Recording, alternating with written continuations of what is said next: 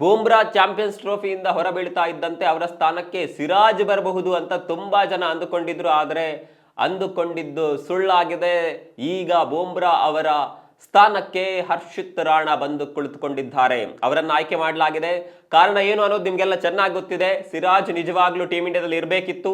Siraj ಅರ್ಹವಾಗಿ team ಇಂಡಿಯಾದಲ್ಲಿ champions ಟ್ರೋಫಿಗೆ ಸ್ಥಾನವನ್ನ ಕೂಡ ಪಡಿಬೇಕಿತ್ತು. ಆದರೆ ಈಗ ಬೂಮ್ರಾ ಇಲ್ಲದೆ ಇದ್ರೂ ಸಿರಾಜ್ ಅವರನ್ನ ಆಯ್ಕೆ ಮಾಡಲಿಲ್ಲ. ಇದಕ್ಕೆ ಕಾರಣ ಗಂಭೀರ್ ಅನ್ನುವಂತ ಪ್ರಶ್ನೆಗಳು ಎದ್ದಿದೆ, ಚರ್ಚೆಗಳು ನಡೀತಾ ಇದೆ.